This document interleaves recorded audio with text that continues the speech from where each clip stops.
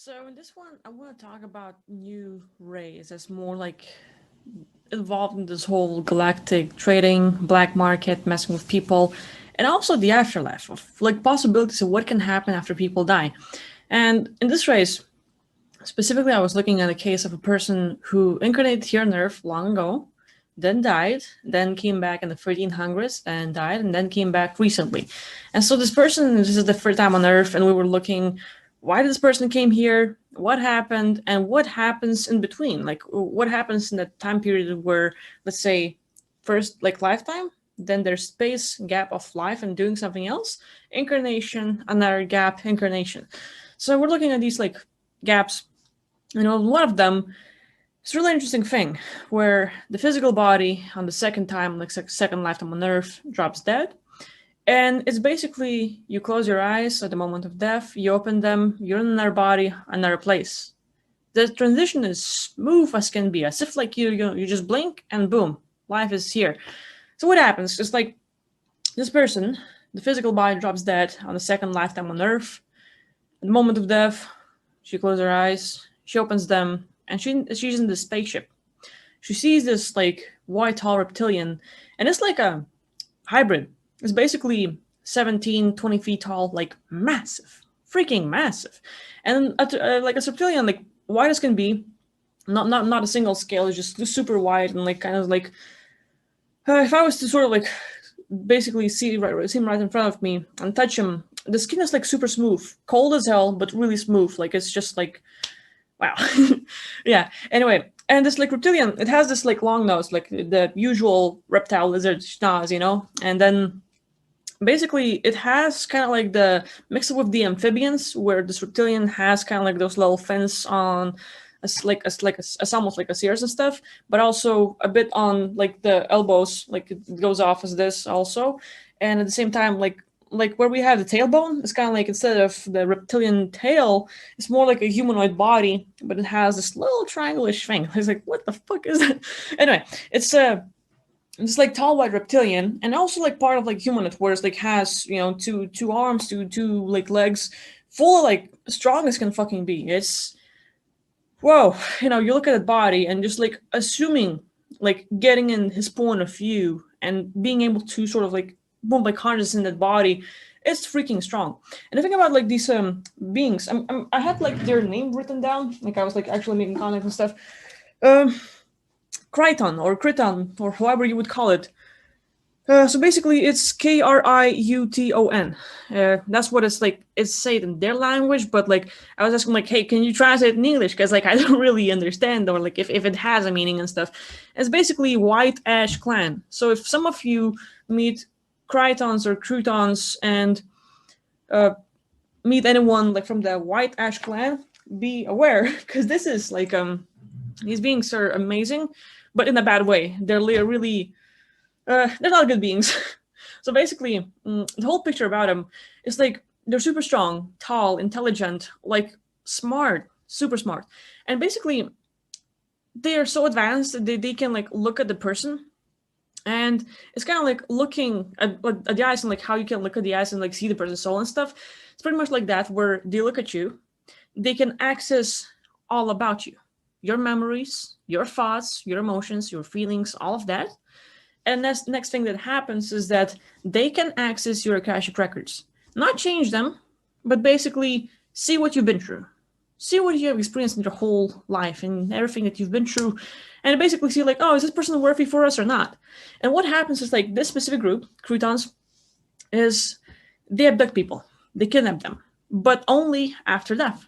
So for example, a person closes their eyes at the moment of death, and people might be taken. So some of these races, it's like Kryton specifically, what they do is like people that have passed away, they target someone and just take them, like abduct their consciousness. So like once you open their eyes, you're already in this like artificial body. It's not yours. It's not a copy of you or anything. It's more like they take your consciousness and put you in like one of their, like, let's say organic bodies or like artificial bodies, like whatever synthetic stuff. They have tons of them. And so once they have you, it's kind of like, you're being like basically tied up to a chair.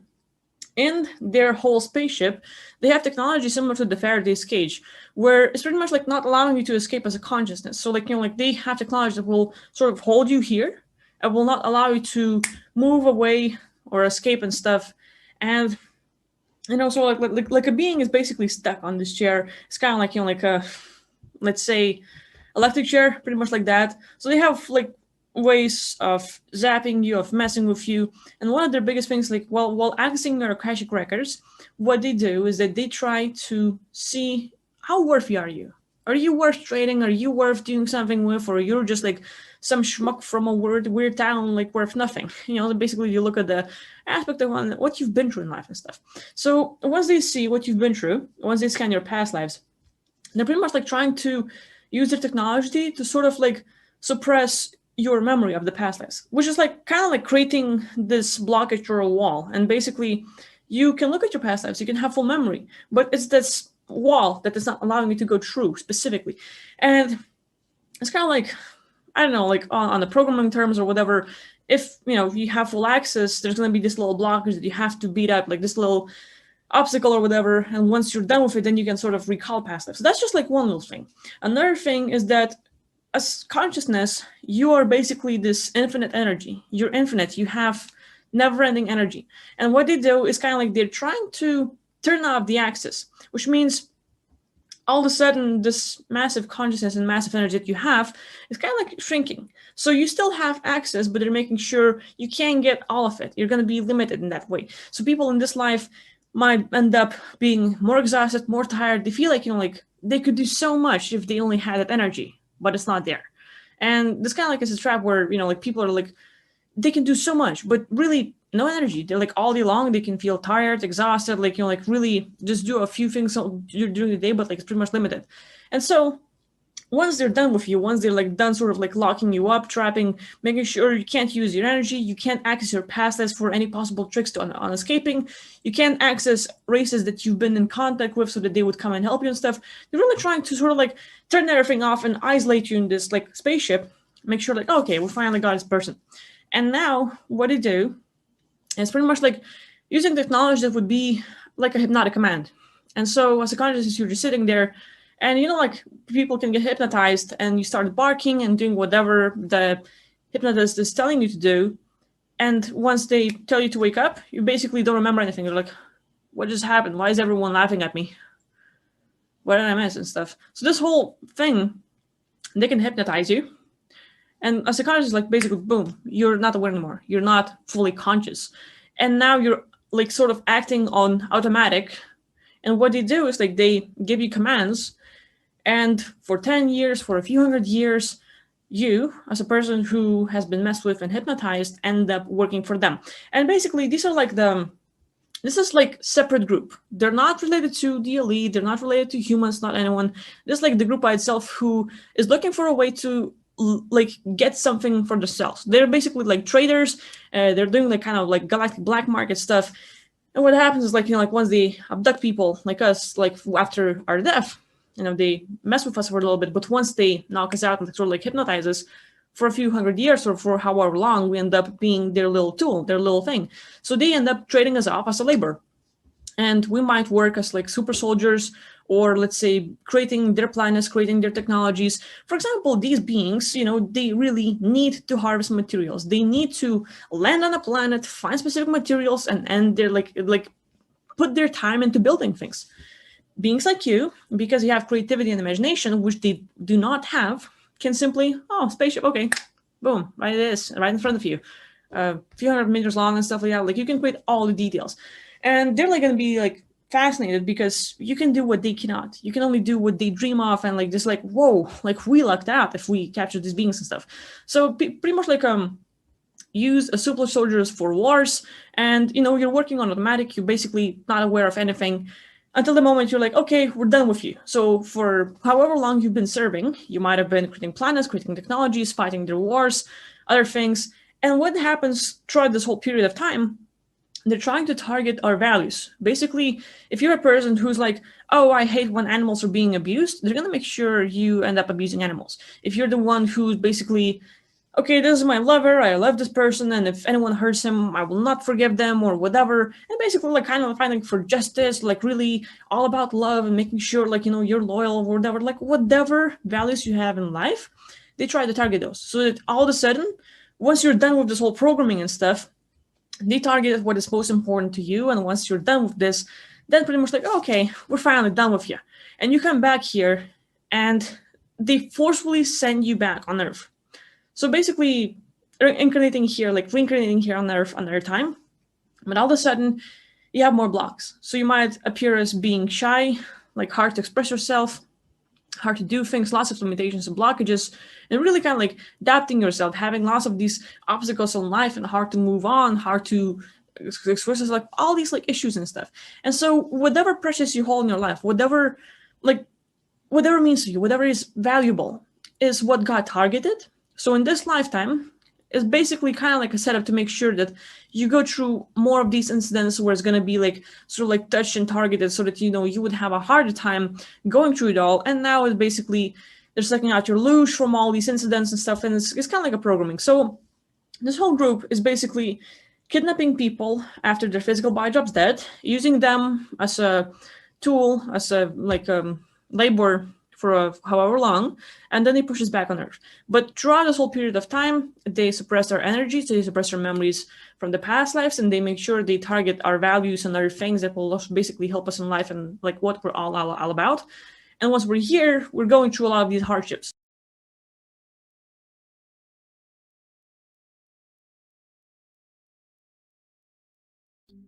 The light then said, "Did you learn enough about love?" And that's when I retorted, I've never been married, never had children. What a stupid thing to say. But I was thinking that was what God meant. Obviously, you haven't learned enough about love. It was a pretty ridiculous answer, but that's what I said. So, the second I said it, I'm booted straight out of heaven. The second I said it, that instant. And so, I get kicked out onto this road, and when they say streets of gold, you think of it as religious speak, but there it was, streets of gold. The road was kind of like a urethane or polyurethane. You could sort of see through it. It wasn't physically gold, but it looked a lot like a street of gold, with trees all around. You remember when I talked to you about the trees and the plants and things like that having lives? Well, the trees in this place looked like there was no death in them, like they're at the absolute peak of their healthiness, the absolute perfect place where there's no death, dying, nothing like that. They're flowering and blooming, and they're crisp, they're green. Every blade of grass is like vital, as opposed to what you see around here every day, which is decay and dying and death. It was just beautiful. And so I was in this big, huge, long line, and what was in front of me was really interesting in that there was all these orbs of light.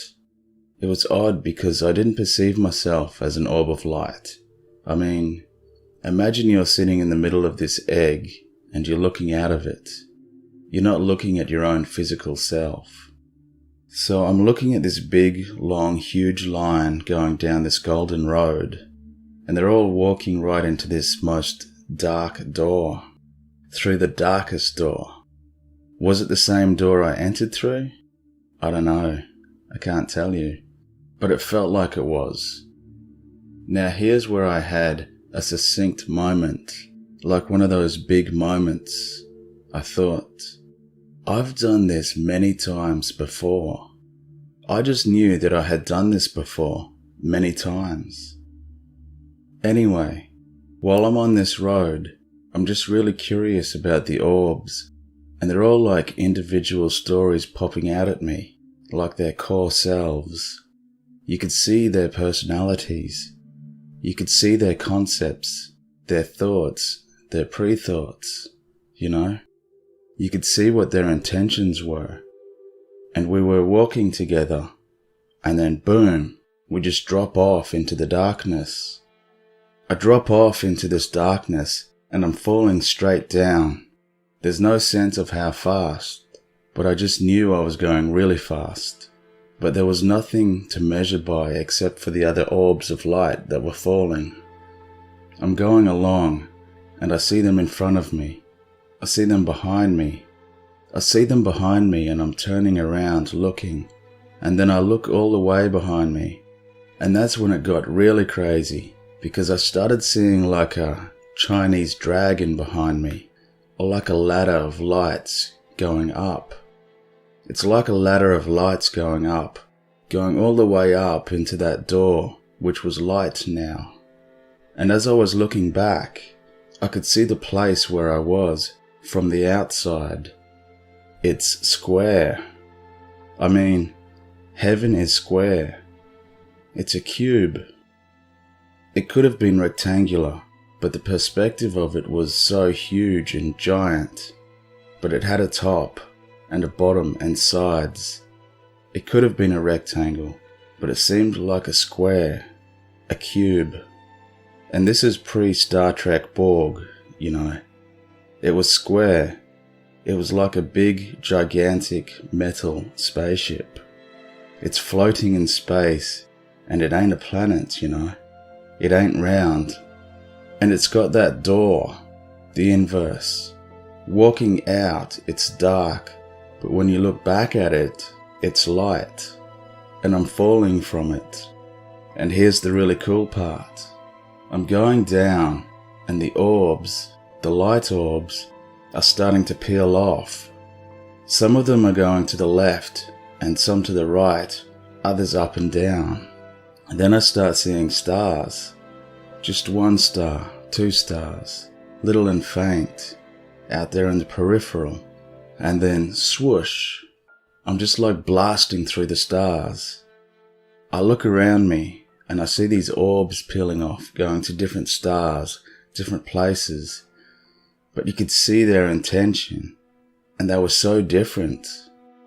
This is one of the things that changed me as a person, was this part of the experience. I saw how different other beings are, going to other stars, but they have a core, the same core that every other being has, which is an orb of light, which is something like love, but their perception of it is so vastly different. I mean, they say we're all alike. No, we're not. These other beings are not like us. They are very different. Their whole way of perceiving things is different. They have a core of love, yes, but they're not like us. They don't get up in the morning, raise their kids and go to work like we do. They're different. They're so different that it made the differences between me and any other human seem meaningless. There is more to this story, which I'll post in part 2. But before I go, I just want to briefly talk about a few details that really caught my attention. This idea of experiencing love and feeling a selfless love for others and all of reality is an old concept that has been, for the most part, lost by humanity due to our ever-growing egos. Kabbalah talks about this in detail.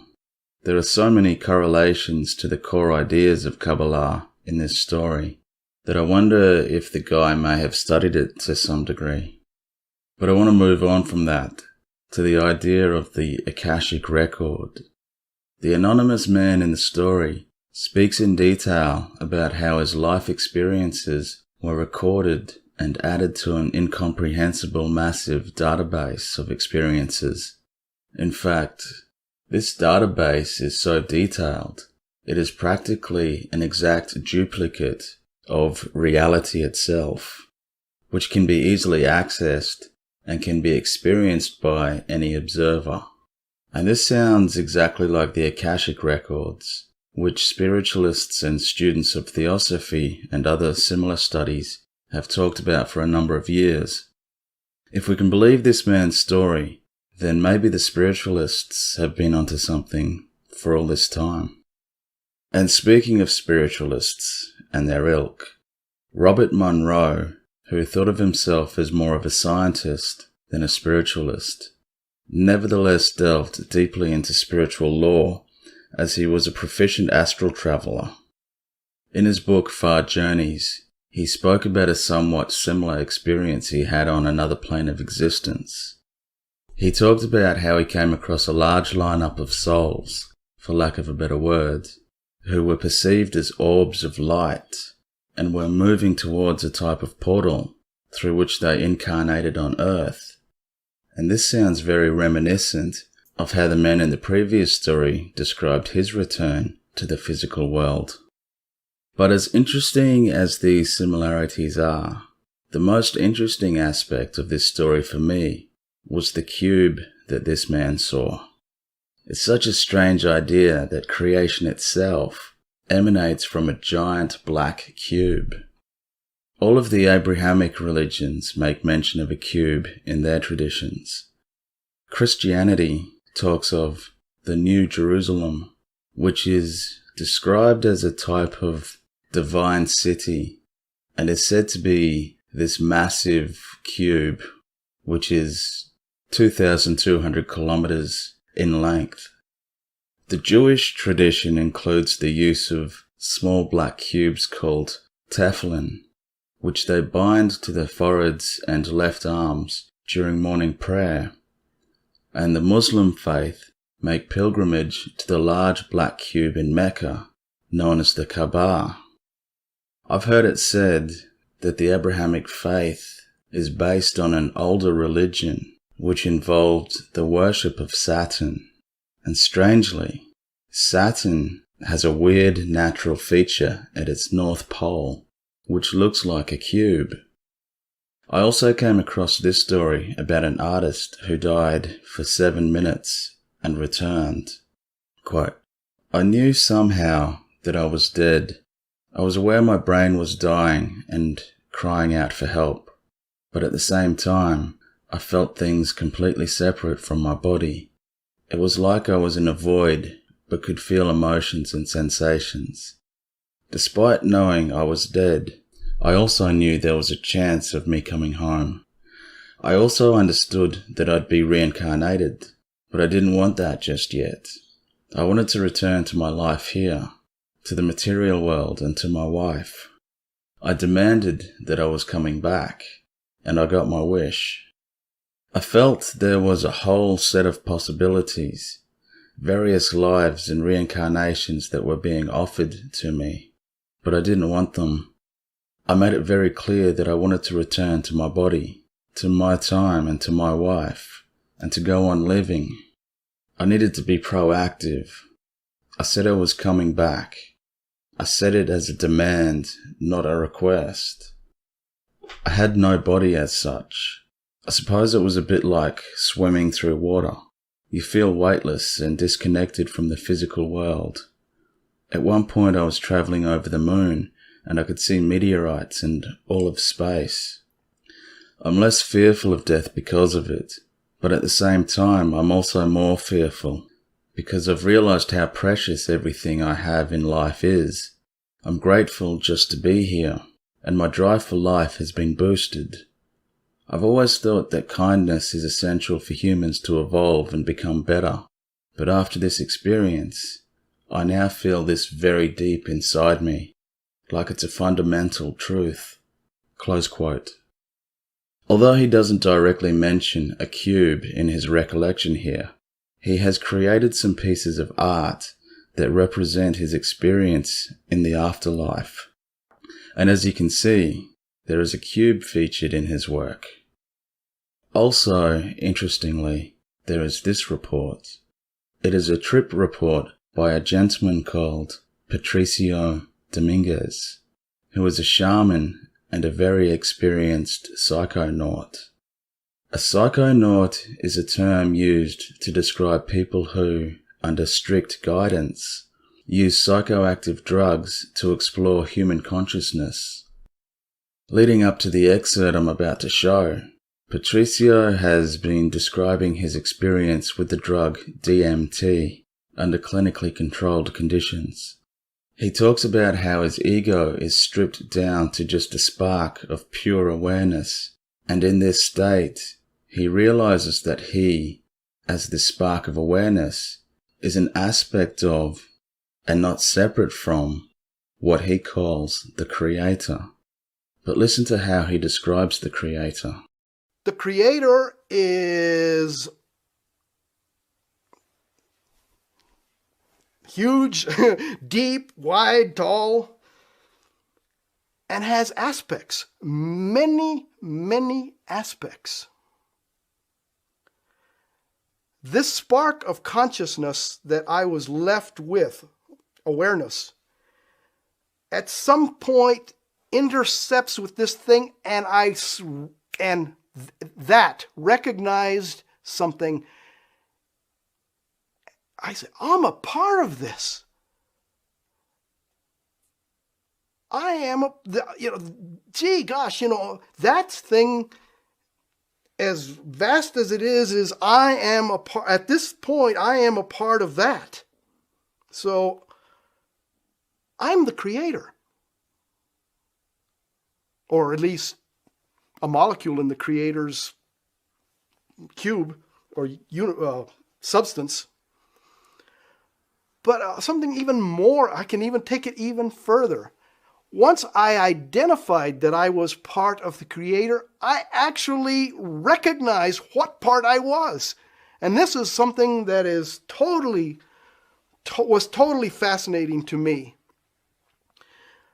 In the process, again, the great search to be the shaman that I was supposed to be, I studied many, many aspects of God and deities and great sages and saints and mythical characters, all of this.